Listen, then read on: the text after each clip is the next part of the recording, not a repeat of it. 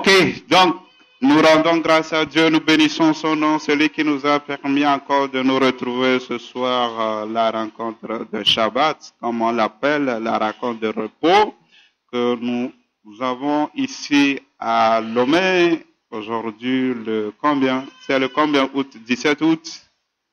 Ou bien, c'est ça? Ok, 17 août, ok, d'accord. Et aujourd'hui, nous allons parler du thème « Aucun malheur ne t'arrivera ». Amen. Aucun malheur ne t'arrivera. Je vais vous donner un message d'introduction. Imagine que tu es là quelque part et puis on te présente un repas copieux. Un repas copieux, c'est un bon repas, appétissant. Amen. Et que quand tu veux manger, quelqu'un dit « Attention, le repas là que tu veux manger là, c'est empoisonné. » La personne peut tenir, c'est pourquoi il t'a donné le repas de ton goût. Mon frère, est-ce que tu vas manger ça? Tu vas manger. Qui va manger? Moi, non. Ou bien toi, tu vas. Qui veut manger? Il lève la main, je vois. Amen. Je ne vais pas manger. Ou bien tu peux oser parce que Dieu a dit, et Jésus a dit que quoi? Voici les signes qui accompagneront ceux qui auront cru en mon nom. Ils boiront des poisons mortels. Ils ne vont pas mourir. Ok. Voilà, prends un bon. Si tu meurs là, tu as tenté Dieu. C'est ça, non? Ok.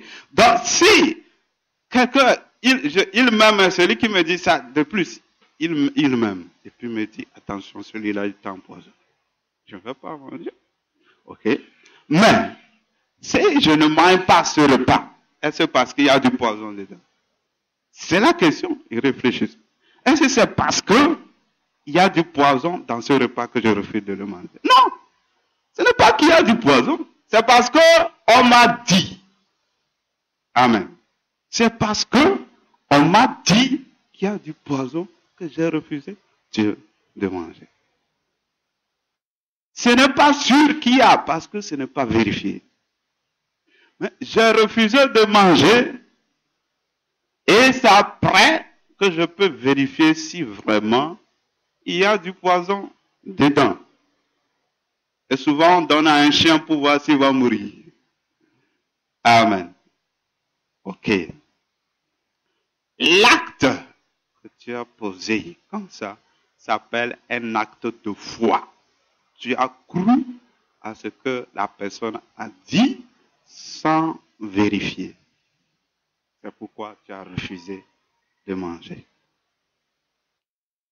Maintenant, si tu dis, je ne crois pas, et que tu manges, tu meurs. La mort, ta mort vient du fait que tu n'as pas cru à ce que tu n'as pas cru plutôt. Tu n'as pas cru en la parole que ton ami t'a dite. C'est ça qui a donné la mort. Parce que tu te dis, qu'est-ce qui prouve? Ok. Qu'est-ce qui prouve? Voilà, tu vas mourir comme ça. Voilà, c'est la même chose avec la parole de Dieu. Jésus dit, heureux celui qui a cru sans avoir vu. Amen. Heureux celui qui a cru. Parce que celui-là à qui on a dit, il y a du poison. Du fait qu'on lui a dit, il n'a pas vérifié, il n'a pas mangé, ça lui a évité la mort.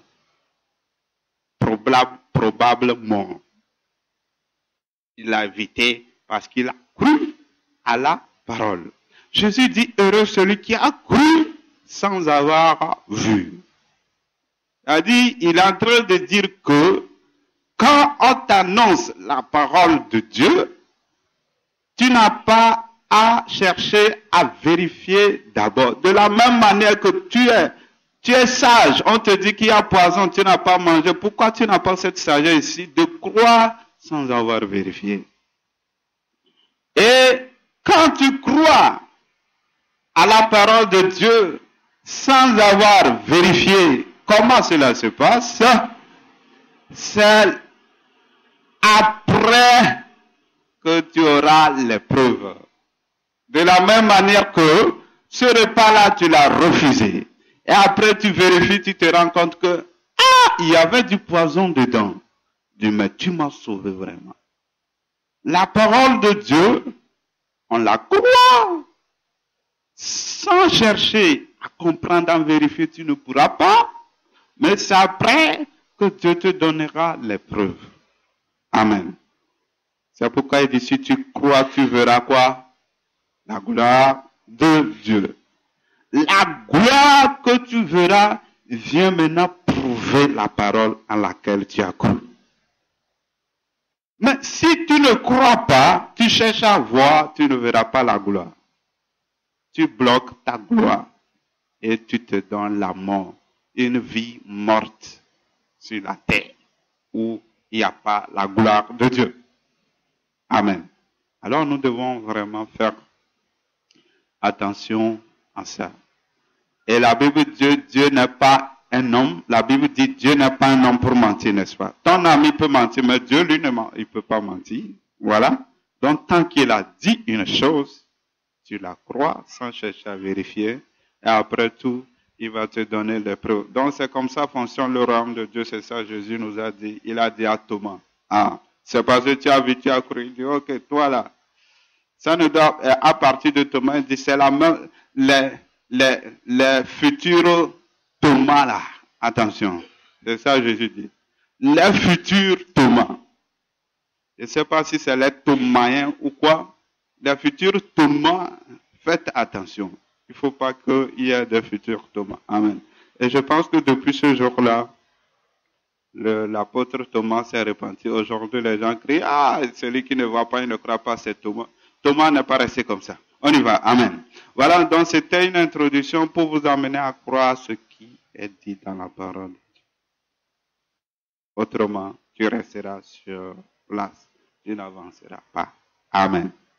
Amen. Ok. Et puis, une chose que je vais dire, quelqu'un peut te dire, il peut te dire, tu sais, il y a un secret. Tu prends cette chose-là, tu fais ça, tu vas devenir millionnaire. Il te dit ça. Il dit ça, et tu écoutes de ton oreille. Mais à côté, il enseigne quelqu'un tous les jours qui lui s'en fout. Il s'amuse. Celui-là, qui peut-être il a écouté une fois, peut appliquer et devenir ce qu'il est. Mais toi, on t'enseigne une église qui restera sur place. Pour vous dire que la Bible, les gens utilisaient la Bible pour impacter le monde. Amen. Le fait que quelqu'un, quand je le dis tout de suite, la Bible peut être utilisée pour impacter le monde, un genre, transformer la vie des gens. Quelqu'un peut l'écouter tout simplement, ce secret-là, et se mettre à l'étudier. Mais à côté, un chrétien, on l'enseigne tous les jours, il n'avance pas. Ah oui, c'est ça. Vous ne savez pas. Jésus a dit, tout passe sauf ma parole. Tout passe sauf ma parole. Dieu dit, sa parole ne sort pas sans effet. Elle est sortie ici, est-ce qu'elle sera sans effet? Tu veux quelle parole? Voilà, tes propres paroles seront sans effet. Amen. Donc nous allons directement au thème d'aujourd'hui qui est aucun malheur ne t'arrivera. Amen. Et je vais essayer d'expliquer ce que c'est qu'un malheur, parce que si je n'explique pas dans la suite, il y aura une certaine confusion. Le malheur est défini de deux manières dans le dictionnaire quand même. Le malheur est défini de deux manières, soit c'est un destin mauvais ou soit un problème, une tempête que nous appelons les tempêtes. Amen. Le malheur, c'est soit un mauvais destin ou soit un problème qui t'arrive. Le mauvais destin, c'est du fait que ta vie, ça ne va pas marcher. C'est toujours des problèmes, tout ça, là, rien. C'est ça, mauvais destin, quoi.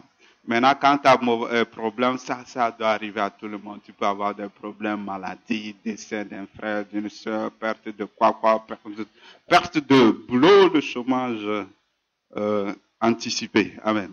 Donc, nous allons lire Psaume 91, verset 10. Alors, gardez en tête les deux définitions. Ce n'est pas compliqué. C'est ça. On connaît nous-mêmes, comme on connaît déjà ce que c'est que malheur. Alors, Psaume 91, verset 10. Là, il est écrit, « Aucun malheur ne t'arrivera, aucun fléau n'approchera de ta tente. » Amen. cela porte à réfléchir. Dieu dit, aucun malheur ne peut m'arriver. Et là, je vais réfléchir. Comment ça? Les malheurs arrivent. Dieu m'a dit, beaucoup de malheurs arrivent au juste. Mais comment tu dis? Maintenant, est-ce qu'il y a certains pour qui le malheur arrive et certains à qui le malheur n'arrive pas? Non. Dieu a dit le juste. Le malheur arrive. Alors ça nous porte à réfléchir. Il s'agit de quel malheur Dieu dit dans Psaume 91, verset 10. Il s'agit de quel malheur Dieu dit ne t'arrivera jamais, n'approchera jamais de ta tente. Il s'agit de quel malheur? C'est le malheur qui est le mauvais destin. C'est-à-dire, Dieu dit, aucun problème ne peut venir nuire à ta vie. Aucun n'existe sur la terre pendant tout ton parcours. C'est ça que Dieu est en train de dire. Rien ne peut t'arrêter sur le chemin que Dieu t'a tracé. Rien ne peut te nuire. C'est ça que Dieu dit. Ça là ne t'arrivera jamais. Ne t'arrivera jamais. Ce qui va nuire à ta vie, ça n'existe pas. Dieu ne permet pas. Dieu va bloquer. Dieu a déjà bloqué tout malheur qui peut constituer l'obstacle à ton destin, à ton avancement, à ton épanouissement, à ta joie, à ta paix. Ça, Dieu dit, aucun ne va t'arriver. C'est pourquoi David a dit, Dieu est pour moi, que peut me faire des hommes? Vous voyez? Pourtant, ce sont les hommes qui vont se lever. Il dit, que peut me faire des hommes? C'est-à-dire, ces hommes sont dénués de la capacité à nuire à ma vie, ainsi que Satan lui-même. Ainsi que le diable lui-même. Amen. Maintenant, nous allons lire Psaume 34, verset 20. Psaume 34, verset 20. Il dit, de nombreux malheurs atteignent le juste, mais de tous l'Éternel est délivré. Amen. Ça, c'est une version. Bon. Ok. Donc, cela veut dire, beaucoup de malheurs arrivent au juste, souvent, comme vous le lisez dans Luc second. Ici, c'est Luc second version, la colombe, version améliorée. Donc, beaucoup de malheurs atteignent souvent le juste, mais Dieu le délivre toujours. Alors, ça va nous porter aussi à réfléchir. Donc, ça veut dire, il s'agit d'un autre malheur, Dieu parle ici. D'un autre. Qui peut m'arriver? Il s'agit de quoi? Du deuxième définition de malheur. C'est-à-dire les tempêtes et les problèmes. C'est ça. Dieu dit, ça arrive. Et que, mais dans ça, il te délivre. Et c'est là, si Dieu dit, ça va m'arriver, il va me délivrer. Pourquoi il n'empêche pas, il veut que ça arrive, il va me délivrer? Il y a une raison. Il y a un intérêt que Dieu cherche à travers ça. Tout malheur qui peut me faire du bien, c'est ça Dieu permet. Ce qui ne peut livrer l'homme d'un malheur, pourquoi tu ne peux pas l'empêcher? Il peut, mais il n'empêche pas. Il préfère délivrer parce qu'il sait que ce malheur-là peut t'amener à avancer, à réfléchir à ta vie, à aller plus loin. Amen. Et nous allons lire Luc, c'est Luc, voilà. J'ai réparti, avant de lire Luc, chapitre 10, verset 9, je répartis ça en deux parties. Il n'y a rien qui puisse nuire à un enfant de Dieu. Et puis, deuxième partie, il n'y a rien qui puisse nuire à ma vie. Y a-t-il la raison de me lamenter? Amen. Donc, première partie, il n'y a rien qui puisse nuire à un enfant de Dieu. Maintenant, deuxième partie, comme il n'y a rien qui puisse nuire à ma vie, pourquoi je vais me lamenter? Y a-t-il raison? Voilà. Y a-t-il raison pour moi de me lamenter? On verra ces deux choses. Premièrement, il n'y a rien qui peut nuire à l'enfant de Dieu. Deuxièmement, y a-t-il raison de me lamenter? Y a-t-il raison de me lamenter? Amen.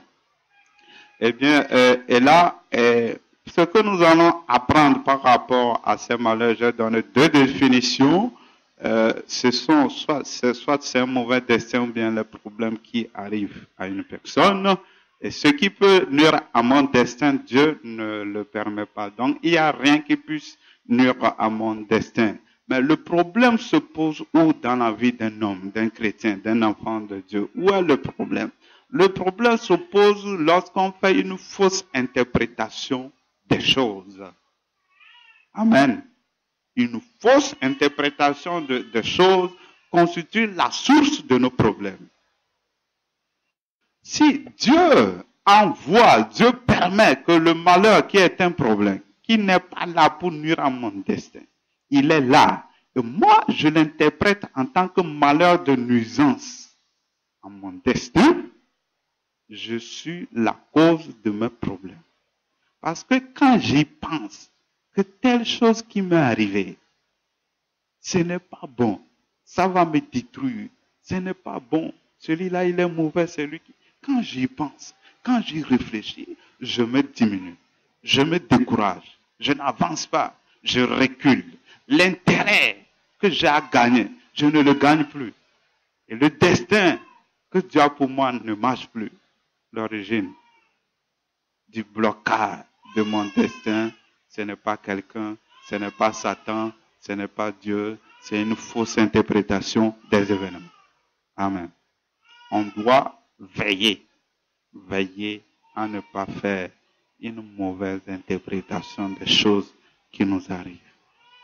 Autrement, nous allons nous nuire nous-mêmes, nous allons prier sans solution. Aucune prière, aucun homme de Dieu qui va t'imposer les mains pour que ça finisse. Non, ça ne finira pas. Tu seras toujours dans ça. Donc, là, la clé, c'est de savoir interpréter les événements. Sois sûr que Dieu ne permettra jamais à une chose qui a tendance à te nuire d'arriver. Oui. Il pense tout, il n'y a rien. On va donner le peu, rien sur cette terre que Dieu permet qui va te nuire, qui va t'arrêter. Ça n'existe pas. Ça n'existe pas dans le plan de Dieu. Amen. Et ça n'existera jamais. Amen.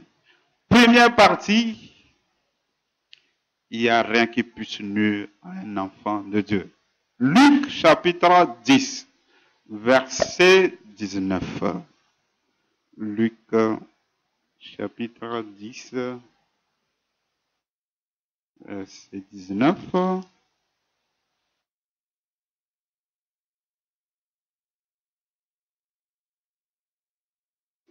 Il dit, voici, je vous ai donné le pouvoir de marcher sur les serpents et les scorpions, sur toute la puissance de l'ennemi, et rien ne pourra vous nuire. Amen.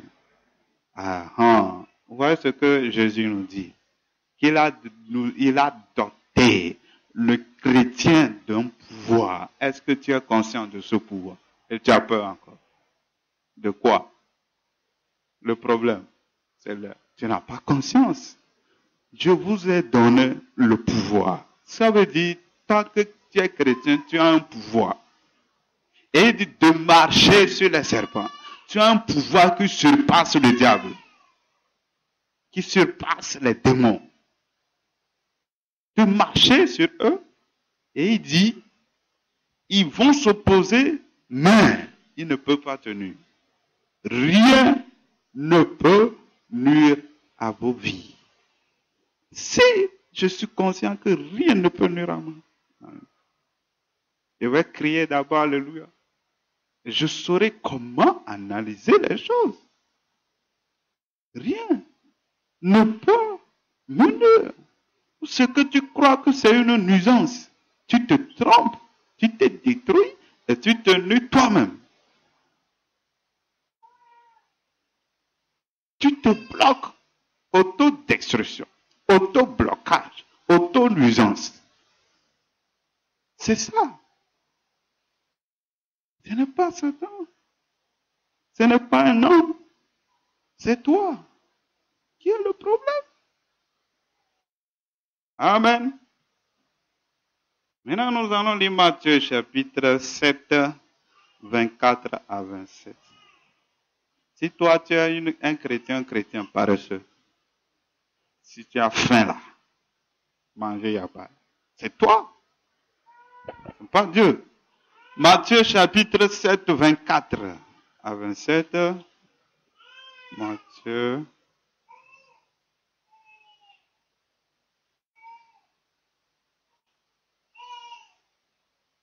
Il dit ainsi, quiconque entend de moi ces paroles et les met en pratique sera semblable à un homme prudent qui a bâti sa maison sur le roc. La pluie est tombée, les torrents sont venus, les vents ont soufflé et se sont portés sur cette maison. Elle n'est pas tombée car elle était fondée sur le roc. Mais quiconque entend de moi ces paroles et ne les met pas en pratique sera semblable à un homme insensé qui a bâti sa maison sur le sable. La pluie est tombée, les torrents sont venus, les vents ont soufflé et se sont abattus sur cette maison. Elle est tombée, sa ruine a été grande. Amen. Je vais te dire une chose, beaucoup de certaines choses t'arrivent parce que tu ne connais pas Jésus. Oui, tu le connaîtrais, ce serait autre chose.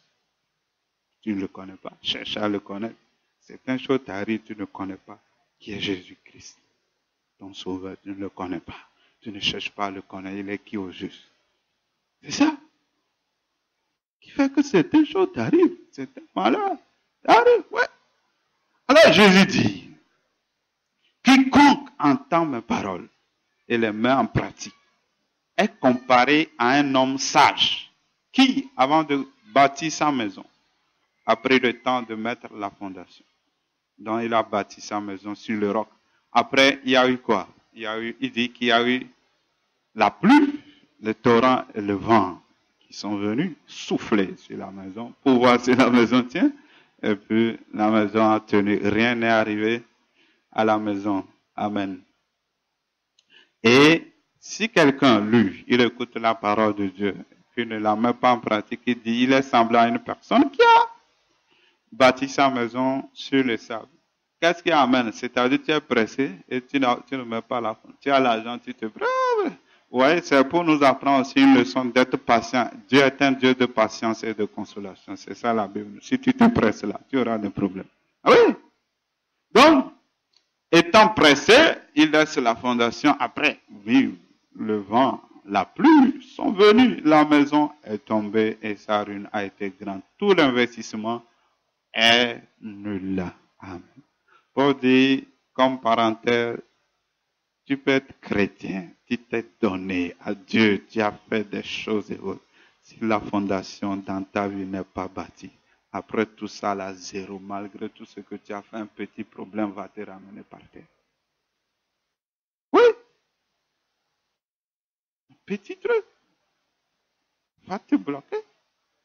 Tu n'as pas posé la fondation.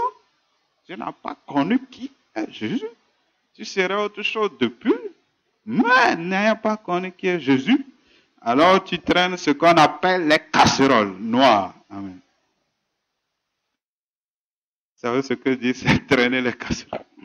Alors on est en train de tourner en rond, on tourne en rond, on tourne à rond. Amen. Donc la Bible dit Jésus-Christ c'est quoi? Il est le rocher des âges. Amen. Il est le rocher.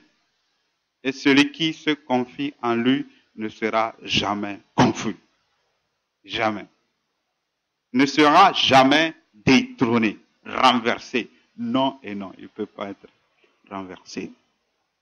Donc ici, le Seigneur Jésus veut nous parler des deux malheurs. Deux types de malheurs. Malheur en tant que tempête ou malheur en tant que nuisance à mon destin. Quand il prend le cas d'une maison. Tu as Toi qui mets en pratique la parole, il dit tu as bâti ta maison qui représente quoi? Ta vie. Mais ta vie, comment ta vie est aujourd'hui? Comment tu vis, ce qui t'arrive et autres, tu brilles ou pas, tu avances ou pas, tu es bloqué ou pas. Il dit cela dépend de comment tu as connu Jésus en tant que le rocher. Comment tu l'as connu, comment tu t'es confié sur lui, comment tu tires toutes choses de lui. Amen.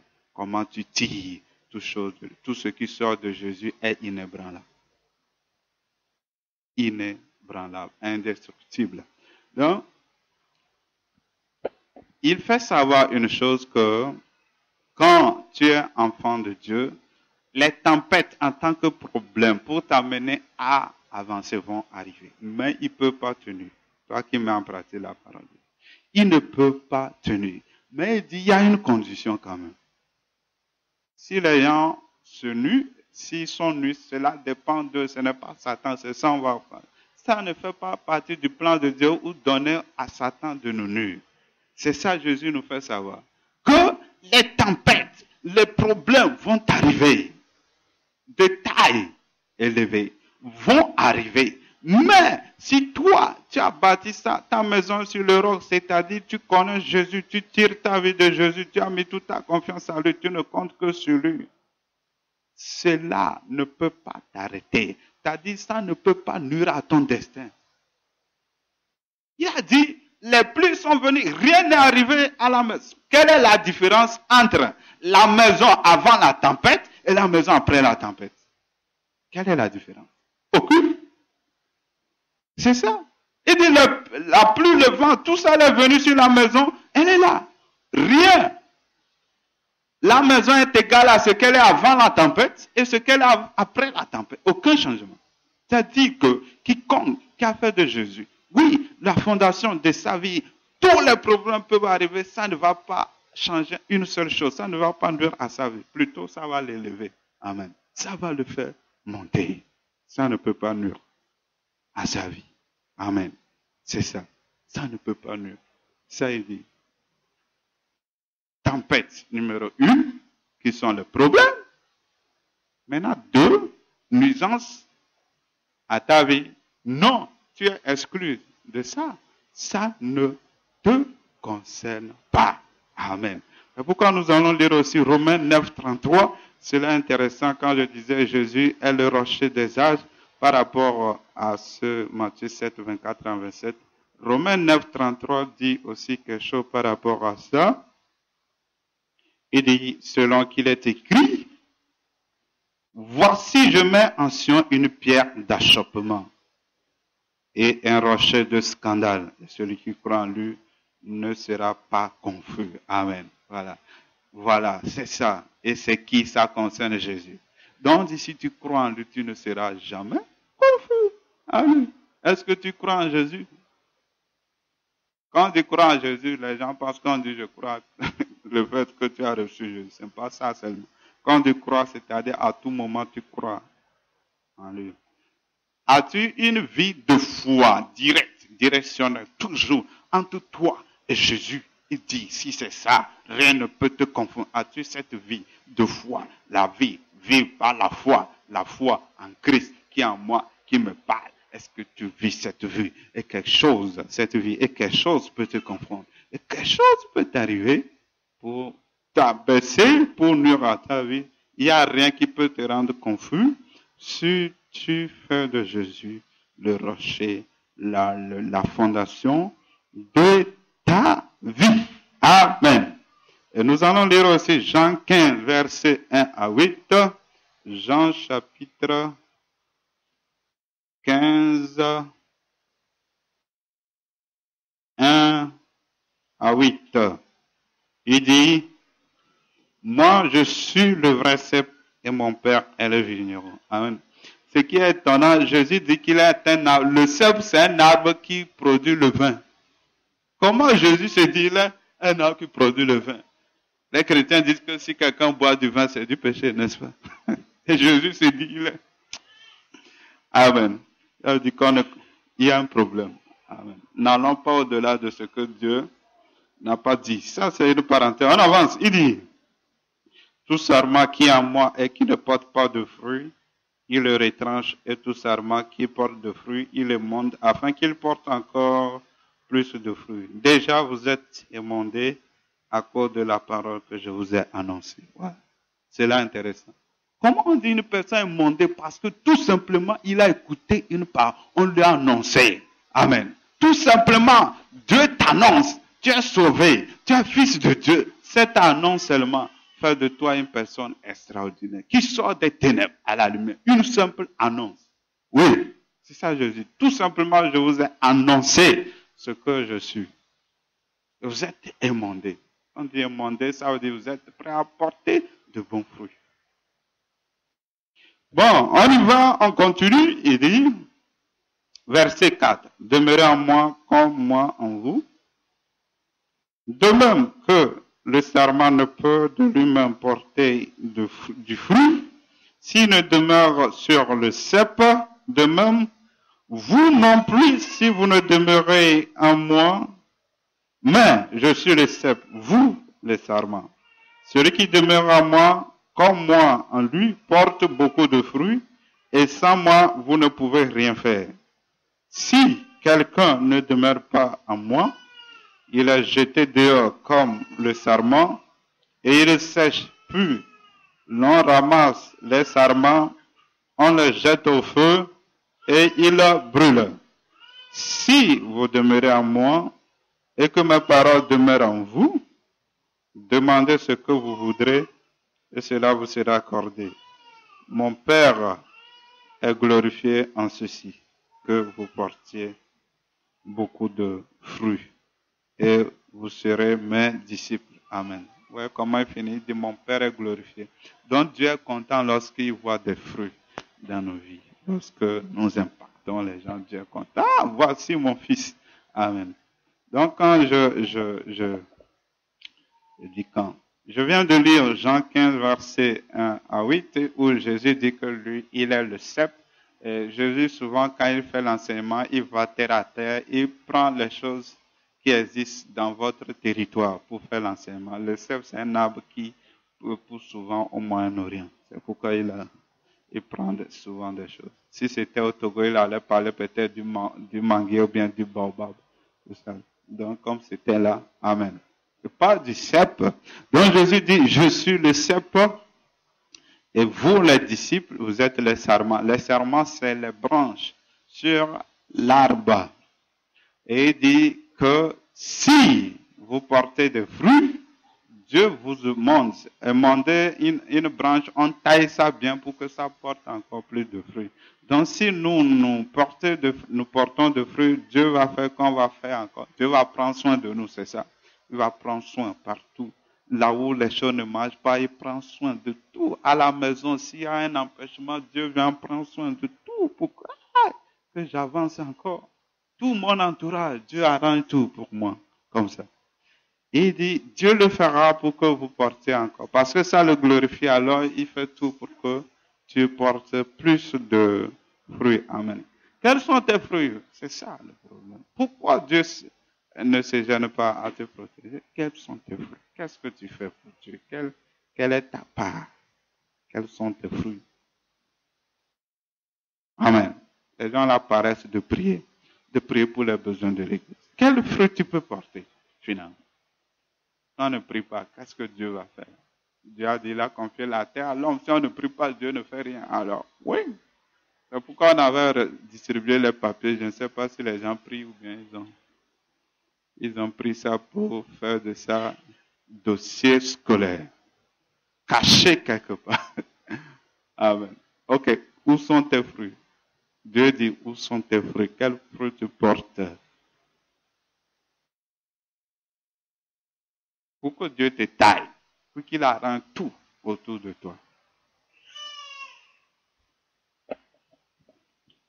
Donc, si le chrétien porte beaucoup de fruits, il plaît à Dieu, il fait son travail.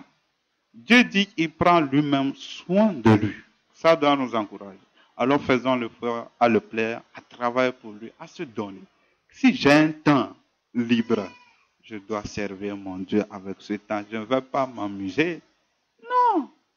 Parce que la télé est là pour m'amuser. Je m'amuse. Non, je dois être un homme rigide, solide, qui ne se laisse pas avoir par quoi que ce soit. Non. Les gens dorment par WhatsApp. Les gens dorment par la télévision. Ils ne dorment pas avec Jésus. Ils dorment avec WhatsApp. Ils dorment avec télé. Et c'est la dernière chose que tu as faite pour dormir. C'est ça. Alléluia. Je continue. Jésus dit que nous sommes, quand il parle du cep, nous sommes les branches, ça veut dire que tout ce qu'on peut faire, c'est lorsque nous dépendons de lui et non de nous-mêmes, si on veut avancer. Dépendre de Jésus vient comment? Vient déjà de la prise de conscience que Jésus est en moi et une décision ferme de penser toujours à ce Jésus qui est en moi. Amen. De veiller déjà à ce que j'écoute par l'enseignement, la mettre en pratique et d'être surtout conscient qu'il est là et de penser toujours à lui et de l'interroger. Ça fait que je dépends de lui. Et quand je dépends de lui, rien ne peut me bloquer, rien ne peut m'empêcher d'avancer, rien ne peut nuire à ma vie. Et quand on suit le discours de Jésus, il dit une chose, que si une branche ne porte pas de fruits, c'est-à-dire si un chrétien ne porte pas de fruits, il dit qu'il arrache. Qui l'arrache? Ce n'est pas Satan. Il dit Dieu. Il dit c'est Dieu qui a cultivé le champ. Et c'est normal, si moi j'ai un champ, et puis il y a une branche sèche, je veux l'arracher, elle est là. C'est ça. Donc il dit, c'est Dieu lui-même qui va arracher. Parce que tu ne portes pas de fruits. C'est Dieu qui va se charger même de te détruire. Parce que tu perds le temps à Dieu. Et là, on apprend une chose. Il ne mentionne même pas la possibilité de l'ennemi à toucher une branche. La seule chose qui fera que la branche va tomber, ce n'est pas au début Dieu lui-même. C'est la branche elle-même qui décide d'être sèche, de ne rien faire, et puis Dieu vient l'arracher. Donc la responsabilité première est donnée à la branche, au chrétien lui-même. Dieu vous donne une certaine responsabilité, une responsabilité importante. C'est toi qui décideras que Dieu vienne t'arracher. Ce n'est pas Dieu d'abord. Dieu lui veut ton bien. Il ne va pas vouloir. Maintenant, peu importe la décision de Satan de te détruire, il ne peut pas. Parce que Jésus fait savoir, il n'y a que Dieu qui peut arracher la branche. Vous voyez ça? Il n'y a que Dieu. Donc, Jésus dit, rien ne peut vous nuire.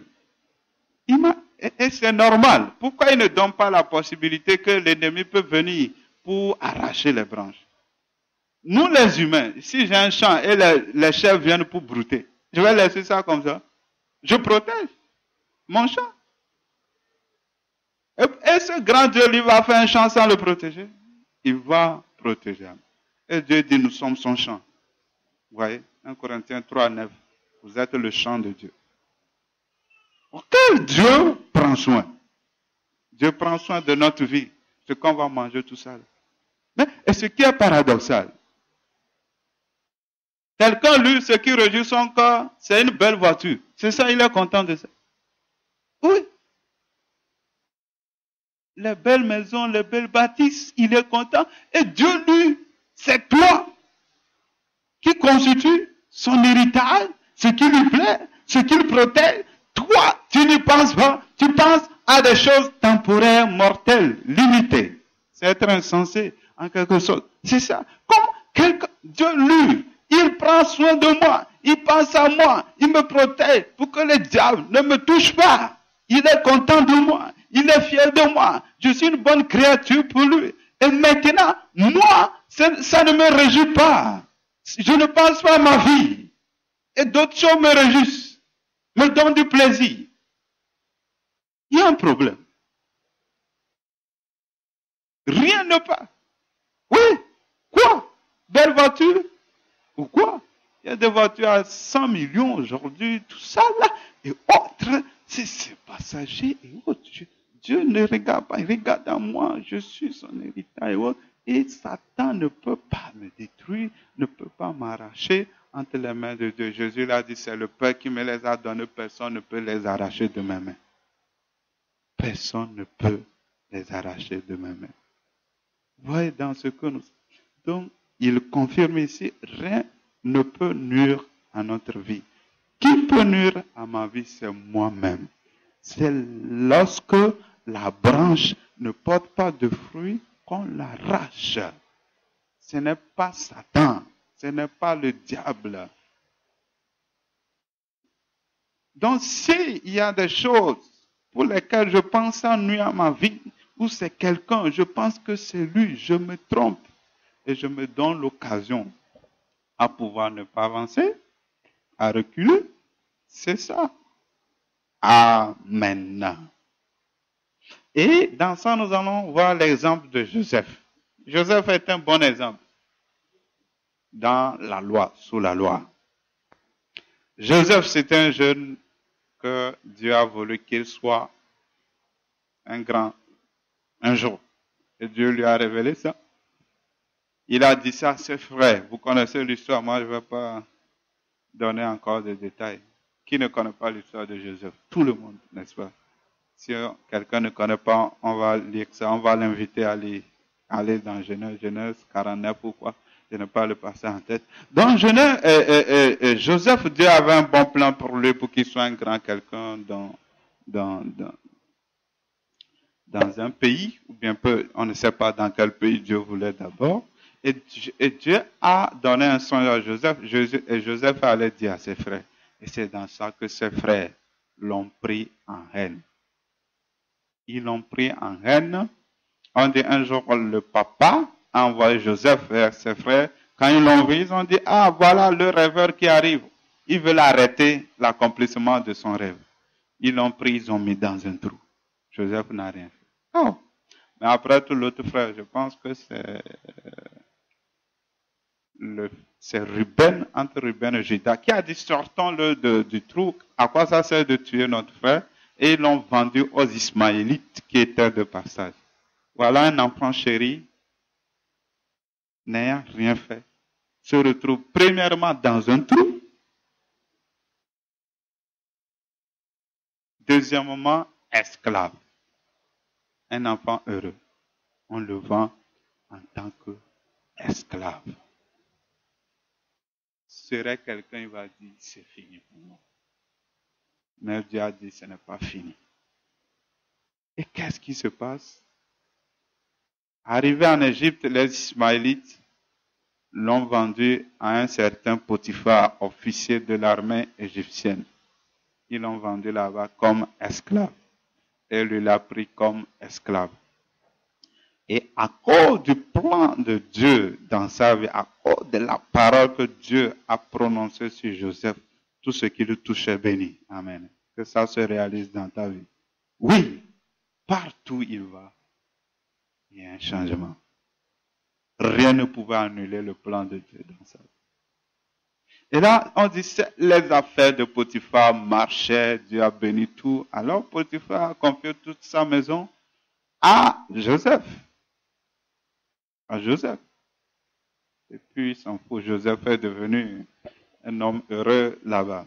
Mais Satan dit, ah, je ne vais pas te laisser. Satan, il a beaucoup de stratégies. Soit il passe par des calamités, c'est-à-dire des choses difficiles, la souffrance pour te faire tomber. S'il n'arrive pas, il va passer par ce qui peut te réjouir. pour te faire tomber. Et là, il sait que là, c'est fini, tu pêches contre Dieu. Satan va utiliser la femme de Potiphar pour amener Joseph à tomber dans adultère, fornication. Ça fait double péché. Adultère parce que c'est la femme d'autrui, fornication parce qu'il est jeune non marié. Voilà. Oui, double péché. Et la femme a fait fatiguer. Quand nous lisons bien, on dit, la femme dérange Joseph. Joseph dit non. Ça veut dire que ça n'a pas été facile pour Joseph. Il y avait le harcèlement à haute dose. Peut-être que les démons donnaient des tactiques à la femme de Potiphar pour pouvoir faire tomber Joseph. Mais elle n'a pas pu. On dit un jour, elle a les éteignés, tu dois coucher avec moi. Alors Joseph a fou laissé son habit en tes mains. Voilà cette femme menteuse-là, ce qu'elle va faire. Celle-là, elle ressemble à une Jézabel déjà. Vous suivez bien. C'est pourquoi les Jézabel mensonges, deuxième chose, adultère. Voilà, c'est ça. Puis beaucoup de choses, domination de l'homme. Donc, elle dit, cet esclave que tu as amené veut abuser de moi, voici son habit. Elle a honte, elle a menti. Oh, le gars, Potiphar n'a pas vérifié, il l'envoie en prison. Vous voyez, problème sur problème. Tout allait bien, tantôt, un autre problème sur lui. Oh, comment faire? Mais Dieu n'a pas encore dit son dernier mot. Dans la prison là-bas, il y avait toujours la grâce de Dieu sur Joseph. On voyait sa sagesse. On le nomme responsable des prisonniers. Et c'est là il expliquait les songes aux gens, ça s'accomplissait.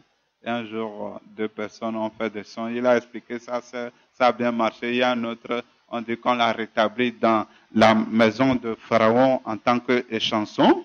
Et il est là. Joseph a dit, si tu sors, rappelle-toi demain. Il est sorti aussitôt, il a oublié. Joseph a encore fait 2 ans en prison. Oh, on dit, c'est quel malheur. Mais ce n'est pas un malheur de nuisance. Amen. C'est un malheur d'élévation. C'est un problème d'élévation. C'est une tempête d'élévation pour Joseph. Et la Bible dit qu'un jour, Pharaon a eu un songe qu'il ne comprenait pas. Amen. L'heure a sonné. Amen. Le jour est arrivé. Aucun magicien n'a pu expliquer. Et peut-être ils ont tenté, Pharaon n'était pas convaincu. C'est d'un menteur. Pharaon dit, voyez cette vache maigre. Premièrement, c'est cette vache grosse, après cette vache maigre, qui ont mangé les 7 vaches grosses. Amen. Ils ont fait fatiguer. Cette vache, ils vont dire, cela ressemble à ça. Je ne suis pas convaincu. Alors c'est là les chansons disent, je me rappelle de mon péché. Quand j'étais en prison, il y avait un jeune homme là-bas. Là. Il est spécialiste en explication de songes. Au Togo, c'est qui? C'est Adjavo, c'est ça. Il est spécialiste en explication de songes. Amen. Et il a dit, ok, donc si c'est ça, amenez-le, on va voir s'il peut m'expliquer le son. Quand il est venu, alors Pharaon lui dit, dans mon son, je vois 7 vaches grosses, bien grasses. Après, il y a eu 7 vaches maigres maintenant qui ont détruit, qui ont mangé. C'est ça, il a donné le second son et 7 épis gros après tout ça. Et Joseph lui explique que ces 2 songes disent la même chose. 7 vaches grosses, 7 années d'abondance. Tout va marcher. Maintenant, 7 vaches maigres, c'est 7 années de souffrance. 7 ans de souffrance. De famine, il n'y aura pas la pluie, tout ça là. Et puis, Joseph explique et il donne la solution. Il dit, il faut faire un épargne de 20%. C'est ça, non? Il a dit 1/5. Donc 20%. Il n'a pas mis pied dans une université d'économie, faculté de... Bien épargne 20% sur les récoltes pour les années à venir, pour les années difficiles. C'est là Pharaon dit, si c'est lui-là qui a pu expliquer ce songe, pourquoi ne pas lui confier la responsabilité de gérer les biens, les ressources de l'Égypte, les approvisionnements? Pourquoi ne pas lui confier ça? Et Pharaon dit à partir de maintenant, après moi, c'est Joseph. Amen. De la prison à l'élévation, de la prison à l'avancement.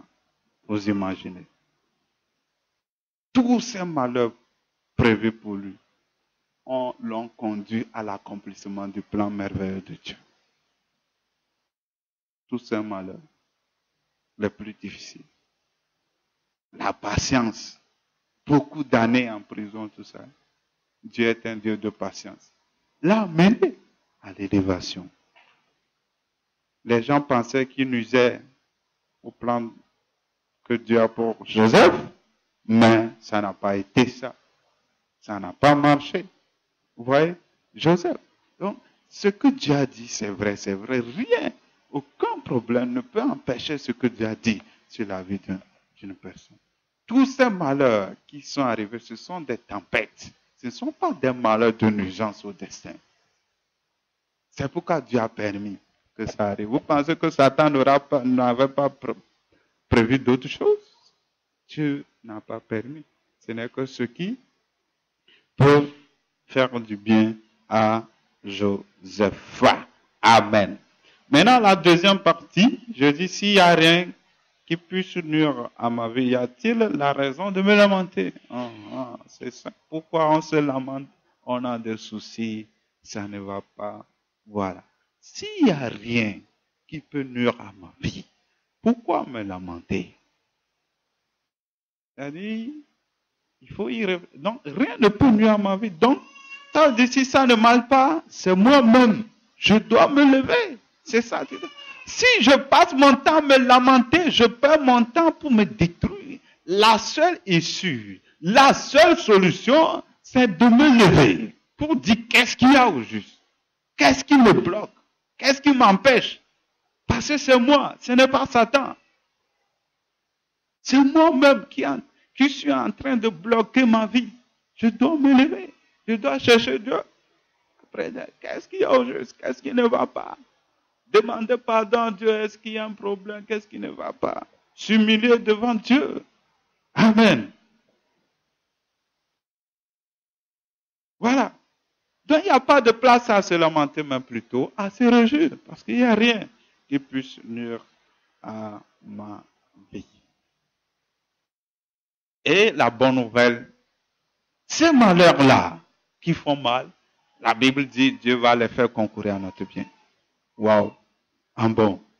Ces malheurs, ces tempêtes qui arrivent, qui font mal, plutôt, Dieu les fait concourir à mon bien. C'est pourquoi Jacques dit, réjouissez-vous de toute épreuve qui puisse vous arriver.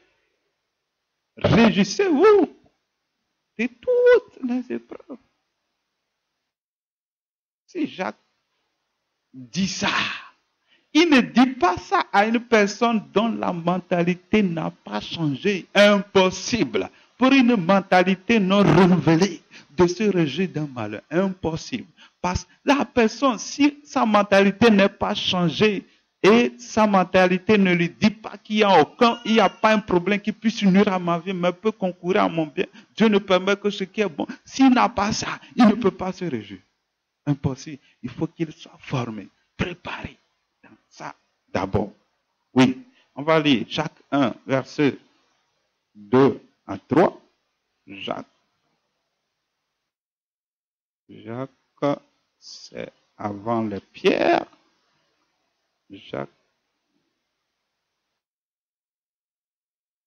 Voilà, Jacques, c'est après Hébreu. Voilà, j'ai trouvé ça. Il dit, mes frères, voilà, Dieu s'adresse, ce soir, Dieu s'adresse, Dieu ne peut pas nous appeler mes frères, mais mes enfants. Voilà. Considérez comme un sujet de joie complète les diverses épreuves que vous pouvez rencontrer. Amen. Sachant que la mise à l'épreuve de votre foi produit la patience. Mais il faut que la patience accomplisse une œuvre parfaite afin que vous soyez parfaits et accomplis et qu'il ne vous manque rien. Amen. Vous voyez ça? Donc Dieu nous dit de considérer comme un sujet de joie. C'est la chose difficile pour nous. Quand des choses nous arrivent, on n'est pas content après, on ne continue pas à souffrir, pas culpabiliser. Non. Si je comprends des choses, c'est pourquoi le pardon serait très facile pour moi. Le manque de pardon vient de mon ignorance des choses, d'une mauvaise interprétation des événements. Si la personne qui m'a fait le mal, c'est ça qui va me faire du bien, pourquoi? Si c'est un instrument pour mon avancement, si Satan l'a utilisé parce que Dieu a permis, c'est tout. Lui, il veut tenir, mais il ne peut pas. C'est pourquoi tu t'en fous, tu pardonnes facilement. Qui? Si tu penses que c'est lui qui nuit à ta vie, mon ami, il a raison de le garder dans son cœur. Il y a des gens qui disent à cause de lui, je n'avance pas. Il n'y a personne. Il y a un problème, c'est ça. Tu vas souffrir pour ça. Ce n'est pas quelqu'un. Ce n'est pas lui. Il ne peut pas. La capacité ne lui est donnée. Donc cela nous donnerait de nous libérer du manque de pardon, de la frustration et autres, de la souffrance. Au lieu de souffrir, on dit de se réjouir. C'est facile de se réjouir devant les épreuves, ce n'est pas facile. Mais Dieu nous en donne la capacité. C'est pourquoi Paul aussi va nous encourager dans 2 Corinthiens chapitre 12, versets 7 à 10. 2 Corinthiens chapitre 12. 2 Corinthians chapter 12, verset 7 to 10. 2 Corinthiens chapitre 12, verset 7 à 10. À cause de l'excellence de ces révélations et pour que je ne sois pas enflé d'orgueil, il m'a été mis une écharde dans la chair, un an de Satan pour me souffleter, pour que je ne sois pas enflé d'orgueil. 3 fois, j'ai supplié le Seigneur de l'éloigner de moi, et il m'a dit, ma grâce te suffit, car ma puissance s'accomplit dans la faiblesse. Je me glorifierai donc bien plus volontiers de mes faiblesses, afin que la puissance de Christ repose sur moi. C'est pourquoi je me plais dans les faiblesses, dans les outrages, dans les privations, dans les persécutions, dans les angoisses pour Christ. En effet, quand je suis faible, c'est alors que je suis fort. Amen. Voici Paul. Il a passé, lui aussi, si tu ne parles pas des problèmes, lui aussi, il a connu des problèmes et autres. Il n'avait pas la révélation. Il souffrait des fois à cause de manque de révélation. Certains problèmes l'ont fait se lamenter et autres. Finalement, il a la révélation. Voici ce qui se passe. Lui qui chasse les démons, il a l'autorité. Il y a un démon qui le tourmente. Il dit, hey, démon, quitte. Le démon dit, non, je refuse. Hey, ici, tu es qui? Pas rien. Pas. Qu'est-ce qu'il y a? Alors, ouais, c'est ça, je dis. C'est un problème t'arrive, tu ne connais pas Christ, ou tu ne le connais pas, comment il peut te parler? C'est ça. Si Paul ne pouvait pas écouter Dieu, il va souffrir inutilement. Dieu lui a dit, ça n'a qu'à rester car ma puissance s'accomplit dans les faiblesses. Simple parole qu'il a écoutée, ça l'a fortifié, c'est fini. Ça l'a permis d'avancer, de progresser. Autrement, il allait prendre tout son temps. Qu'est-ce que j'ai fait? Qu'est-ce qu'il y a de mauvais? Se lamenter, tout ça là. Pourtant, il devait être loin déjà. Être loin. Qu'est-ce qui l'a délivré du fait d'écouter Dieu, mon ami? Il y a des choses qui t'arrivent parce que tu ne sais pas écouter Dieu, des malheurs, des problèmes, des blocages. Tu n'arrives pas à écouter Dieu.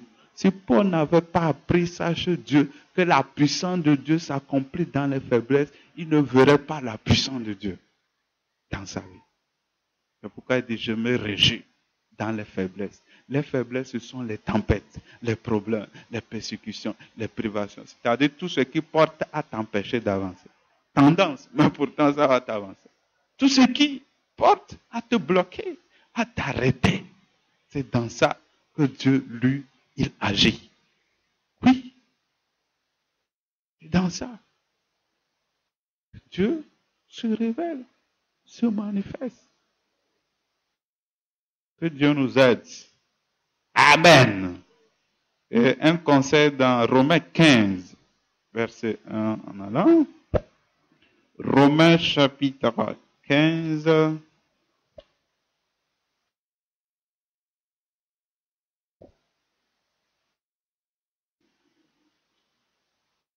Et il dit, nous qui sommes forts, nous devons supporter les faiblesses de ceux qui ne le sont pas et ne pas chercher ce qui nous plaît. Que chacun de nous plaise au prochain pour ce qui est bon en vue de l'édification. Amen. Il ne faut pas plaire à quelqu'un parce que tu veux qu'il soit fier, mais il faut lui plaire si c'est la volonté de Dieu. Sinon, il ne faut pas le plaire. C'est ça, Dieu nous enseigne. Il dit, il ne faut pas chercher à se plaire, mais il faut plaire aux autres. Si on n'a pas cette mentalité, on n'avancera jamais. Que chacun de nous plaise au prochain pour ce qui est bon en vue de l'édification. Et il dit, car le Christ n'a pas cherché ce qui lui plaisait, mais selon qu'il est écrit, les outrages de ceux qui t'outragent sont tombés sur moi. Vous voyez, les outrages de ceux qui t'outragent sont tombés sur moi. Et vous imaginez, les gens font du mal à Dieu. Et que Dieu doit les rembourser par le mal. Dieu prend la forme humaine pour venir supporter leur mal. Pourquoi pas nous? Si on comprend ces choses. Si on comprend vraiment ces choses. Qu'est-ce qui est souvent aussi nos problèmes? C'est lorsque tu penses trop à tes intérêts. C'est ça. Si tu penses souvent aux intérêts des autres, tu as moins de problèmes. Tu vas dire, il m'a blessé, il m'a fait ça. Parce que tu penses trop à toi. C'est ça. Tu n'as pas renié à toi, mais en pensant au bien des autres. Tu dis, il a nuit à ton intérêt. C'est ça. La protection de soi. Quand on nous blesse, on est énervé là. Tu te protèges. C'est la protection de soi-même qui te crée des problèmes. Jésus n'a pas cherché à se protéger. Maintenant, on dit, tout ce qui a été écrit d'avance, cela a été pour notre instruction. Ouais. Jésus, pourquoi on dit, nous ne devons pas chercher nos intérêts à cause de Jésus. C'est pour nous faire comprendre que pour tout enfant de Dieu, le modèle, Dieu a donné un modèle à imiter, une personne à imiter dans ta vie de chrétien. Voilà, c'est ça l'objectif pour lequel tu es chrétien. C'est à ça que tu dois arriver à imiter parfaitement Jésus. Tout l'enseignement que tu reçois et autres, voilà, tu arriveras à imiter Jésus. C'est pourquoi Paul dit, soyez mes imitateurs comme je le suis de Christ. Quand il le dit, il est en train de dire d'imiter Jésus-Christ. Parce que lui, il est devant, il fait comme eux. Alors, ok, faisons de même. Donc Jésus, il est le seul modèle que Dieu a envoyé sur la terre que nous devons imiter. Et il dit que le Dieu... Voilà. Or, tout ce qui a été écrit d'avance là a été pour notre instruction, afin que par la patience et par la consolation que dans les Écritures nous possédions d'espérance, que le Dieu de la patience et de la consolation vous donne d'avoir une même pensée les uns à l'égard des autres, selon le Christ Jésus, afin que d'un commun accord, d'une seule voix, vous glorifiez le Dieu Père de notre Seigneur Jésus-Christ. Faites-vous mutuellement bon accueil comme Christ vous a accueilli pour la gloire de Dieu. Amen. Voilà le verset 5, il dit que le Dieu de la patience, de la consolation. Que le Dieu de la patience, de la consolation vous donne d'avoir une même pensée.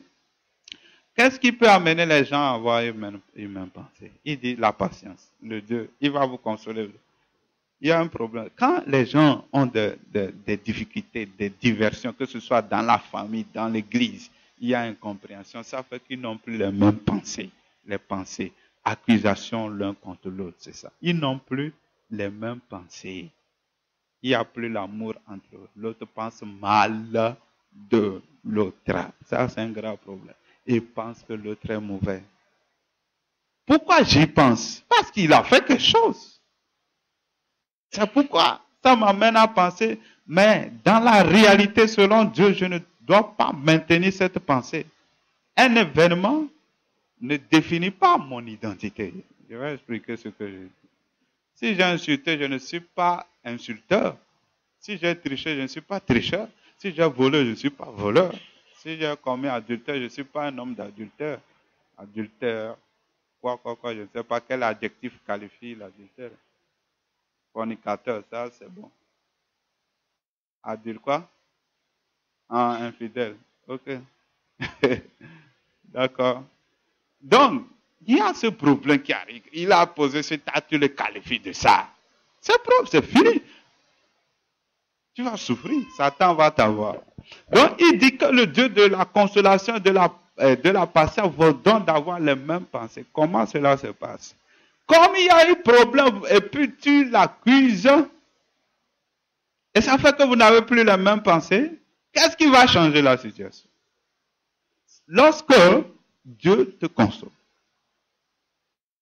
Quand Dieu te console, quand tu acceptes que ça fait partie du plan de Dieu et que ça ne va pas nuire à ma vie, ça va contribuer à mon bien. Est-ce que je vais continuer par penser mal de lui parce qu'il m'a nu?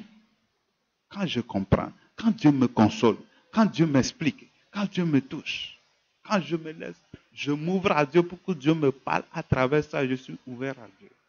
Et je reconnais que, finalement, ça doit arriver. Il n'est pas comme ça. J'accepte. J'oublie. Ça fait que vous aurez les mêmes pensées. Il n'y aura plus la division dans les pensées. La division dans les pensées est la vraie division. Quand il y a division dans les pensées, unité apparente dans les actes, c'est la division. Ah oui.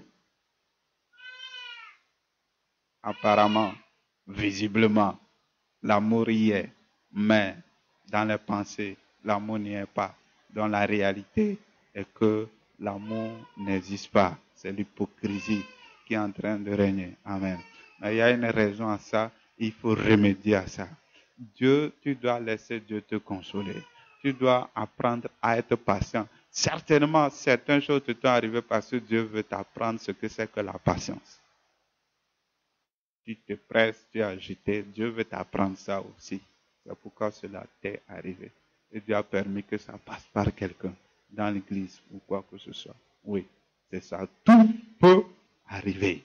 Mais il faut arriver à accepter que Dieu nous console, que Dieu nous explique, que Dieu nous amène à accepter tout comme faisant partie du plan de Dieu et que ça va nous amener à plutôt réaliser le destin que Dieu a pour nous. Ça ne va pas nuire à ma vie. Ça ne va pas me détruire.